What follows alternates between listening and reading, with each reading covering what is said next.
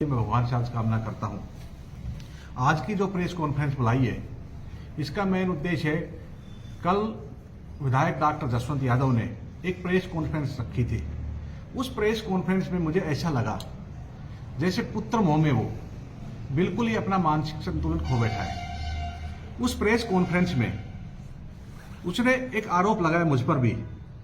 अब पूर्व विधायक की भांति संजय यादव भी गाली गलौज करके एमएलए बनना चाहता है।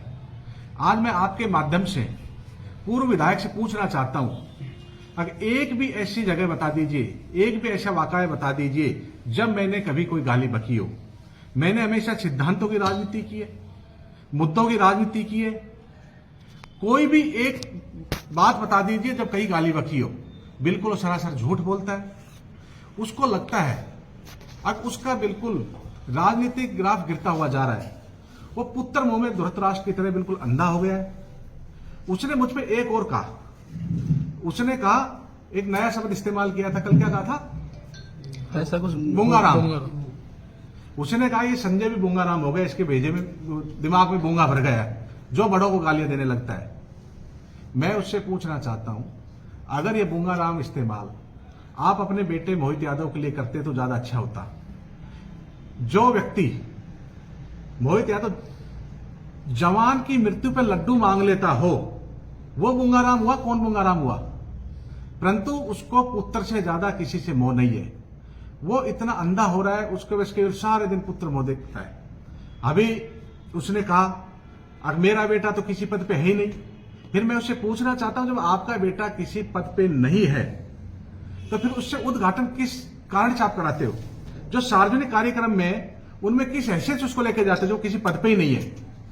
सारे दिन पुत्र की बड़ाई में लगा रहता है, कहता है मेरा पुत्र, मेरा बेटा मोहित बहरौड़ विधानसभा में सबसे ज्यादा पढ़ा लिखा है, वो विदेश पढ़ के आया है। आज मैं उसको बताना चाहता हूं, बहरौड़ विधानसभा में आपके बेटे से भी बहुत ज्यादा पढ़े लिखे बहुत सारे लोग हैं।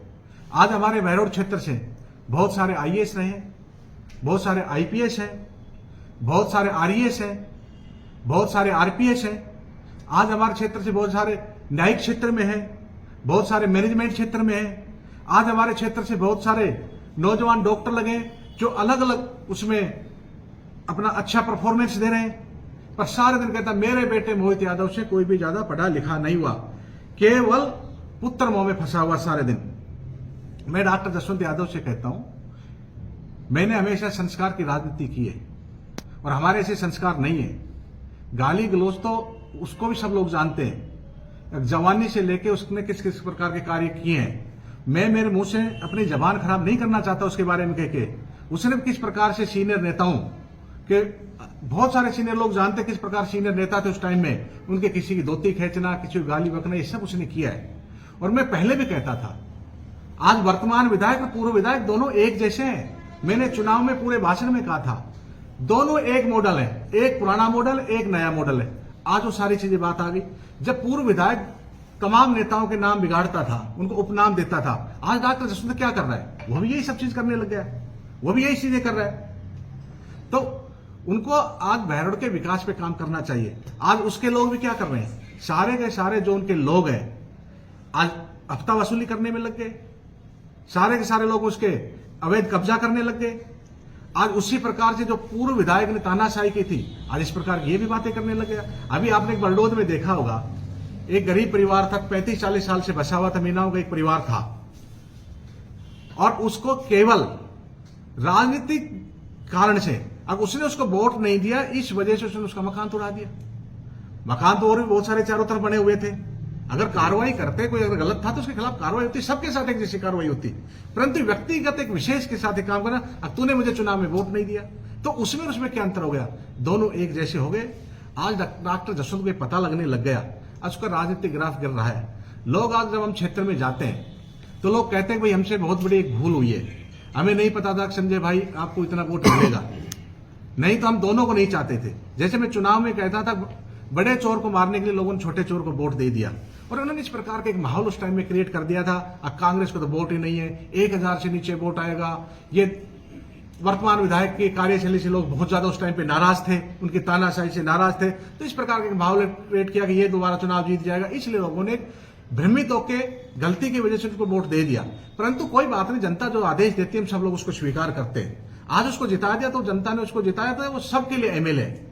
आज सबके लिए काम करे, कोई भेदभाव के साथ काम नहीं करे, विकास के काम करे। आज जब हम उससे सवाल पूछते हैं, अभी 1 साल हुआ है, आप सब लोग देख रहे हैं किस प्रकार से जनता बेहाल है। 1 साल के ऊपर जब हमने धरना दिया, 1 साल जनता बेहाल। हमने जो स्थानीय मुद्दे उठाए उससे लगता है ये मुद्दों से भटकाने के लिए इस प्रकार के नर्गल बातें करने लगता है। आज वो साबित करके दिखा देना, एक बार भी संजय यादव ने किसी को गाली दी है, कहीं भी राजनीतिक प्लेटफॉर्म में किसी को गाली दी है। मैं अपनी राजनीति में किसी के ऊपर भी निजी आक्षेप नहीं लगाता, न मेरी कोई वर्तमान विधायक से कोई व्यक्तिगत झगड़ा, न पूर्व विधायक से मेरा कोई व्यक्तिगत झगड़ा है। हम तो मुद्दों की राजनीति करते हैं। आज वर्तमान विधायक सत्ता में ये गलत काम करेगा, जनता ने हमें विपक्ष में बिठाया है, तो आज हमारा दायित्व है जो गलत काम करे उसके खिलाफ आवाज उठाए।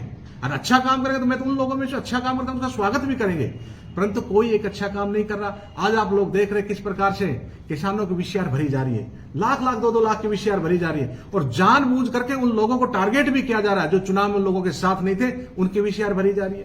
किसानों को दिन में बिजली नहीं मिलती है, बिजली कभी मिलती है दिन में तो वोल्टेज नहीं मिलता है। आप देख रहे थे पिछले दिनों कितने 2-2 महीने 3-3 महीने से ट्रांसफार्मर नहीं मिल रहे थे, समय पर इनको खाद नहीं मिलता है। तो ये आज हालात पैदा होगी। हॉस्पिटल में जाते तो वहां दवाइयां नहीं मिलती है, जांच की मशीनें शुरू नहीं होती है, इस प्रकार के हालात पैदा करोगे। सड़कों के आप हालात देख रहे हैं, ये जागवास का पुलिया बना 2-2.5 साल हो गए इसको काम चलते हुए, आज क्यों रुका हुआ है? सारे पुलिया तो लगभग बनकर तैयार हो गए। केवल यहां भी मंथ का मामला है, जब तक इनको कमीशन नहीं मिले, जब तक ये काम चालू नहीं हो। आज जागवास रोड के ऊपर बेचारा जो जागवास रोड का मार्केट है, 2-2 साल से लोग घर से किराया दे रहे हैं, कब तक वो काम करेंगे? वहां कितना गड्ढा हो रहा है, पानी भर रहे हैं पूरे भैरोड में, कितनी गंदगी हो रही है, इन पे कोई ध्यान नहीं दे रहा, बस केवल मुद्दा भटकाना चाहते हैं। आज नगर परिषद के आप हालात देखते हो किस प्रकार वहां से भ्रष्टाचार हो रहा है। आज स्थायी वहां ईओ नहीं है, बरडोद में स्थायी ईओ नहीं है। पिछली बार यही लोग नगर पालिका में आरोप लगाते थे हम जांच कराएंगे, क्यों जांच नहीं कराते? पिछले विधायक के बारे में ये लोग कहते थे जो इसने काम किया उनकी जांच कराएंगे, क्यों जांच नहीं कराते? क्योंकि उन अधिकारियों से आज ये पैसा लेने लग गया। और अगर इनके जो हमने मुद्दे उठाए हैं, जनता के हित के मुद्दे उठाए हैं, अगर इनको ये गाली लगती कि गाली है तो हम ऐसी 100 बार गाली बकेंगे। जनता के मुद्दे उठाने से पीछे कभी भी नहीं उठेंगे। और आज मैं डॉक्टर जसवंत यादव को फिर एक बार कहना चाहता हूं, अब भाई आप जनता की सेवा करो, आपको जनता ने मौका दिया, आपकी सरकार है, जिन मुद्दों पे आप चुनाव जीत के आए थे उन मुद्दों पे काम करो। और इस प्रकार की ये आज पहली बार आपने कहा है, मैंने तो राजनीति के अंदर मेरे सीनियर कोई भी राजनेता आया हो, चाहे डॉक्टर जसवंत भी आए, तो मैंने उसके भी पैर छुए हैं, गाली की तो बात दूर की बात है। और कोई भी, चाहे मुझे चुनाव मेरे साथ था नहीं था, मुझसे सीनियर आदमी मिलते हैं मैं उसके पैर छूता हूं, उनका सम्मान करते हैं। और मैं तो डॉक्टर जसवंत यादव का भी सम्मान करता हूं, पर इस उम्र में उनको इस प्रकार की बातें नहीं बोलनी चाहिए। और मैं उनको एक चेतावनी देना चाहता हूं, अब भैरोड की जनता शांति चाहती है, आप भैरोड की जनता को उकसाने का काम मत करिए।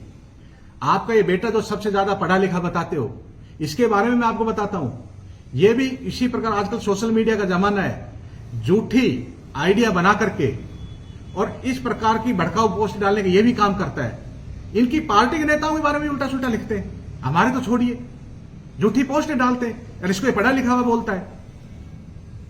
तो इन दोनों बाप बेटों कहता हूं, आप जनता के हित के काम करिए, इस प्रकार की राजनीति को बंद करिए, क्योंकि हम राजनीति स्वाभिमान के साथ करते हैं। मैं डॉक्टर जसवंत के तरह स्वाभिमान बेच के राजनीति नहीं करता। जिस प्रकार पिछली बार कहता था उसके बेटे पे हमले करने पे, अगर मेरे बेटे के हमले वालों को नहीं पकड़ा तो मैं आत्महत्या कर लूंगा, इस प्रकार का स्टेटमेंट देता। और कुछ दिन के बाद जिन्होंने इसके बेटे पे हमला किया, चुनाव से पहले उन्हीं को गोद में लेके बैठ गए, बस मुझे वोट मिल जाए, चाहे बेटे को तो मार लो पीट लो। इस प्रकार ये स्वाभिमान बेच के राजनीति करते हैं। मैं ऐसी राजनीति नहीं करता, मैं सिद्धांत की राजनीति करता हूं, मुद्दों की राजनीति करता हूं, और मुझे इन जैसे लोगों से कोई सर्टिफिकेट की भी जरूरत नहीं है। आज इन्होंने पहली बार ऐसा बोला है, मैं कहता हूं आगे से आप अपनी भाषा पर संयमित रखिए, इस प्रकार की बातें नहीं करें। और मैं भगवान से भी कामना करता हूं इसको कम से कम सद्बुद्धि दे। पहले मैंने तो दोनों के लिए सद्बुद्धि यज्ञ किया था, और आगे भगवान इनको सद्बुद्धि दे ताकि भैरोड का विकास कर सके। और आपका कोई क्वेश्चन हो तो एक बार जरूर पूछिए। आप सही कह रहे हो, पूरे क्षेत्र में बहुत सा चोरी घटनाएं बढ़ रही है, पूरे 1 साल वर्षे चल रही है। मंदिरों में चोरी हो रही है, दुकानों के ताले तोड़े जा रहे हैं, अपराधी सरेआम फायरिंग करते हैं, और जहां तक भी किसानों के ट्रांसफार्मर चोरी हो रहे हैं, डोमेस्टिक भी ट्रांसफार्मर चोरी हो रहे हैं, किसानों के नोजल तक चोरी हो रहे हैं। और इसको लेकर पिछले आपने देखा होगा, मैंने पहले भी डीएफटी वगैरह को 2-3 बार ज्ञापन दिए थे। एक बार हमने इसको लेकर बढ़ती हुई चोरी अपराध को लेकर ज्ञापन भी दिया था, धरना भी दिया था। आज क्योंकि इनकी बिल्कुल व्यवस्था गड़बड़ा गई है, अगर ये चोरियां नहीं रुकी तो हम इसके खिलाफ भी आंदोलन करेंगे और इनकी घेराबंदी करेंगे, प्रशासन की घेराबंदी करेंगे, जब तक ये चोरियां नहीं रुकेंगी।